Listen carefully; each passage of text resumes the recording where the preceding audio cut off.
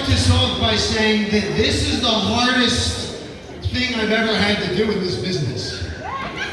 You see, for 20 years, I came out here and I told stories and I made fun of you, or I made fun of myself or other wrestlers, but it was always within a character. And believe it or not, I don't like to talk about myself, the person.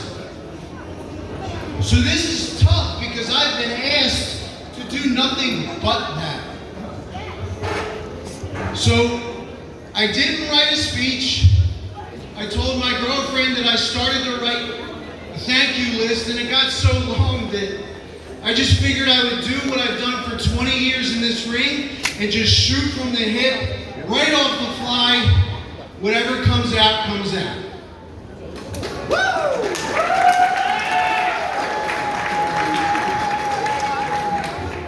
So the first thing I want to say is that the clients have been asking me since 2013 when we started this Hall of Fame to be in it. And at the time, I wasn't done. I had a lot more stories to tell. And over the course of the next decade, injury after injury, contract opportunity after contract opportunity taken away due to injuries, due to a broken back, due to a pituitary gland tumor, due to multiple ACL tears. But the fact of the matter is, all of those things that happened didn't deter my story from being written the way I wanted it to get into the Hall of Fame. All of those things are one of the reasons why I'm in the Hall of Fame here tonight. Damn straight. So when David Klein came to me almost 2 years ago now, in front of each and every one of you, and said, will you be the president of Dynamite Championship Wrestling? And I said, hell yeah, of course. Not for me, not for a pay raise, but because of you guys. You guys are the ones, yeah, clap. You guys are the ones, you're the reason why we set this ring up. You're the reason why we hire photographers and security and we bring the wrestlers in and we set this up. We wouldn't do it without you guys. So when he asked me to be president, I said, hell yeah, because I knew in the back of my head, my days in here were done. But I couldn't come to grips with that. So after almost 2 years of being the president, they once again came to me and asked me to take my seat into the Hall of Fame. And I said yes, because at this point, in 2023, I am at complete peace with the fact that I can never do what I did in this ring for 20 years ever again. And I'm not going to be one of those guys that comes out and has garbage matches and just fights around the arena and tries to steal all your money. Yeah, I'm not going to do that. I'm not that kind of guy. I made a career of kicking ass and busting ass, as you saw some of that in the video. And there's no way I'm ever going to half-ass a goddamn thing.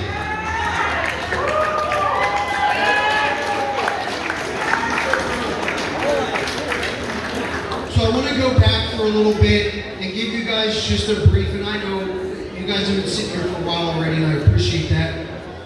I want to go back because as a 3-year-old, 4-year-old, I can recall finding a VHS tape of Saturday Night Live, but after some of the episodes of Saturday Night Live, there was this crazy flower shop on there, and I'm watching it as a kid, and I have these brief glimpses of the memory, and of course on Peacock and the WWE Network, I've been able to solidify these memories.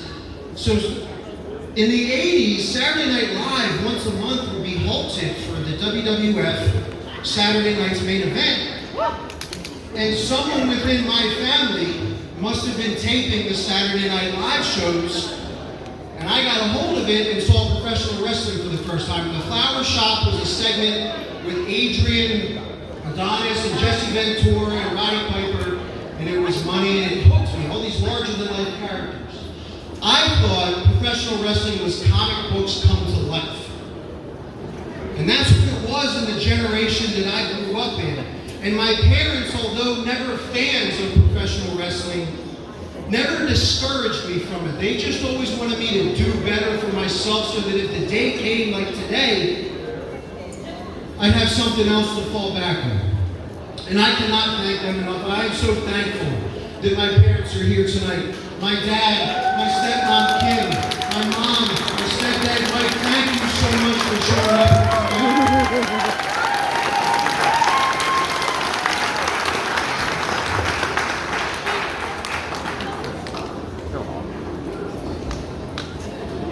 And as a kid around that age, I met my best friend, Tony Ushak. And Tony, him and I went to Catholic school together that our parents busted their asses to send us to so that we could get a better education than they did.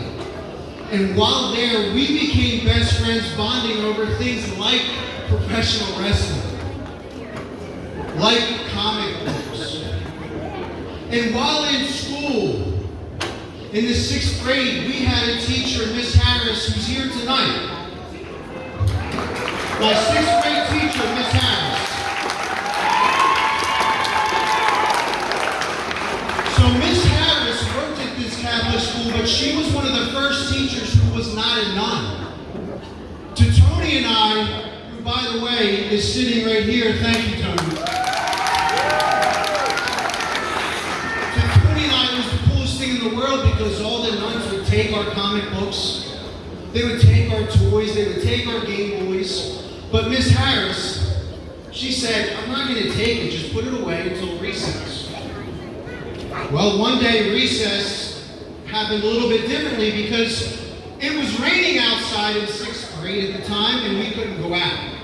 So my friend Tony and I asked Miss Harris if we could put on a wrestling match for all the kids, and we moved all the desks into a square circle, and the rest of the classmates became the ropes, and we would run and bounce off them, and probably put on the worst acts, probably the best ever actually, that we've ever done.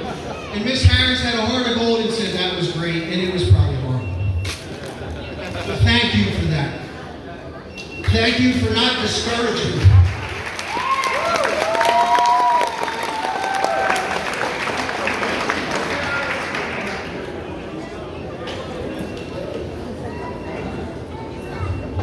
When I graduated in high school, literally the night of graduation, I rushed home and I rushed to bed because the next morning I was going to be driving down to Blackbird Landing in Smyrna, Delaware to train with the machine Jeff Rocker to finally become a professional wrestler.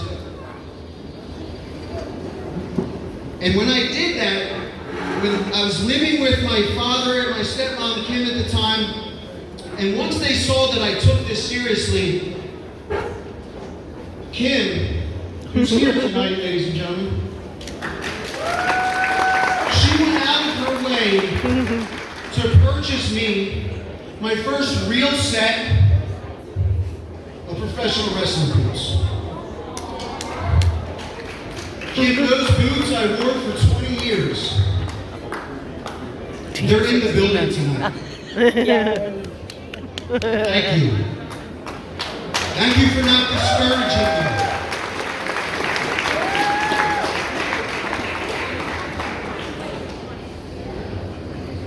I spent a lot of my young years in front of a lot of you being an absolute prick, like Sonny Dean's sister. She's not the prick, I was the prick. And I've said this before, but like you guys let me grow and become a man in front of me.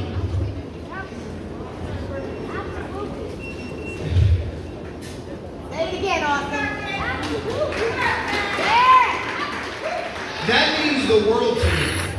Because when relationships fail, when friendships go awry, when you lose careers, the one thing I had for those 20 years was you guys and everybody in the back.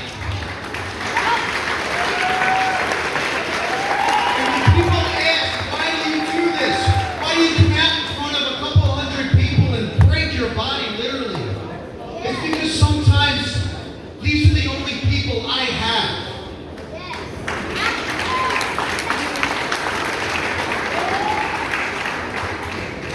said time and time again, since you guys have been watching us in this building, that everything I do now is for that locker room, and that's the truth. I bust my ass to my best ability so that these guys have a stage, so that these guys have a platform. You've already seen some of them already go off to AEW, to WWE.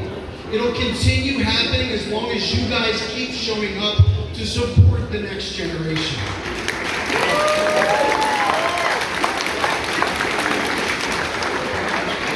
My goal in this business from day one was never to get signed or to go to WWE. Those were goals. But my number one goal, my number one attribute was to leave this better than I found it. In 2002, when I started training, Jeff Rocker said, I'm thinking about starting a company. And at the time, it was going to be in Delaware, Smyrna, at a place called Bulldozers, if anybody remembers that. Obviously, these guys do. And it was going to be Mid-Atlantic Championship Wrestling. Now, I told Jeff that's probably a bad idea because one, that's not the idea. So what became of that was Jeff met Sean Hardy and Steve Archie, and together the three of them started what would be Delaware Championship Wrestling. As the first official student of Jeff Rocker's DCW school, that's where I met Chris Wilde.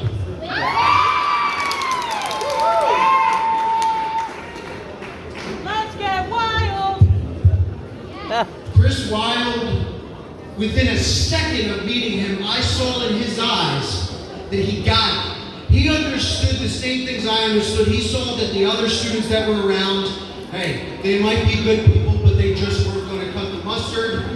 But a guy like Chris Wilde can cut the mustard. A guy like Zach Connor's going to cut the mustard. And when this company got off the ground in JWs in 2003, Chris Wilde and Zach Connor were the two guys pegged by PWI Magazine, Pro Wrestling Illustrated, to be the next generation of talent to take over the indie scene. Now look, when a magazine says, hey, whatever, that's cool, right? What matters is if you guys show up to see that come to fruition or not. And you guys did. You saw Chris Wilde and I fight each other in every single city, in every single state, across many countries, in every single type of match. Ladder matches, grudge matches, last man standing matches, I quit matches, a 62-minute Iron Man match. We even started a tag team. You guys might remember it. I think somebody remembers it. One Night Stand. I heard that. Thanks for making me feel old. Chris Wilde, thank you. Thank you for being a best friend in this business. Thank you for being a best friend in real life. Thank you for being the best tag team partner I ever had. Thank you for being the best opponent I've ever had. Thank you, Chris Wilde.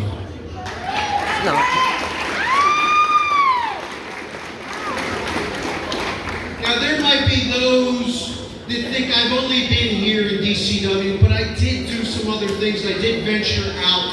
I did have success internationally. Some of those successes came in the form of WWE tryouts. The first one was in 2006. Samu of the Wild Samoans, the Head Shrinkers, the famous Bloodline Samoan family. Samu picked Chris Wilde and myself right up and brought us to WWE and gave us tryouts in front of Michael Cole, in front of Batista, in front of Arn Anderson, and a host of others. Now, I'm not bragging. Again, I'm just trying to tell stories from my career. And I will tell you that no matter how many times I competed in the WWE ring, it never, ever stood a chance to what it feels like to compete in front of you guys. I do what I do here here for these guys so that they can make a living in AEW and WWE, but they still come here because of you guys, because they love this. They love performing in front of you. So today's March 25th, 2023. 20 years since DCW started, 20 years since the career of Zack the Ripper Connor began. So I find it only fitting that as of midnight tonight, I will officially be retired from in-ring competition and from professional wrestling entirely.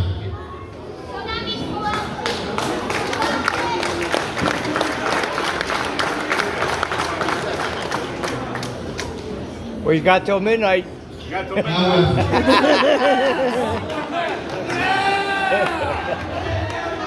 See, I mentioned that 20 years ago I was the first student in the DCW school. I think it's time we bring the DCW school back.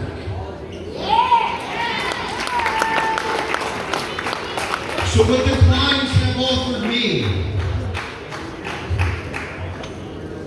is that we are going to restart the DCW Pro Wrestling Academy. There will be a host of people like Dirty Sonny Deeds that helps out. Your head trainer is going to be none other than myself.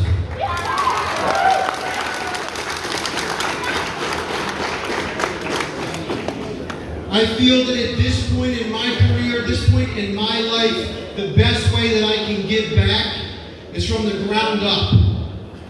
So if you yourself want to become a professional wrestler, a referee, anything within this business, you can do it with us. If you know anyone that has that dream, don't discourage them, because you never know where it might take them. I want to thank everybody in the back. I want to thank the clients. I want to thank my family and friends for showing up here tonight to support me. And I want to thank everybody for giving me 20 years of memories, 20 years of emotions and feelings that I'll have forever.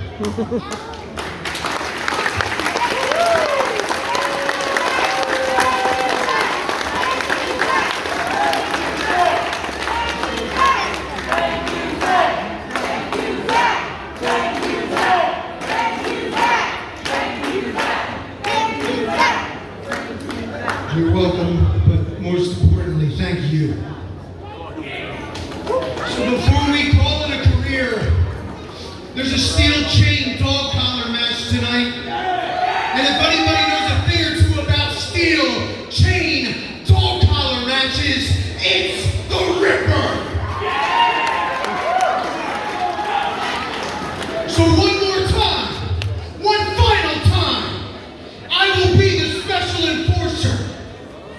And I will let everything go, and there will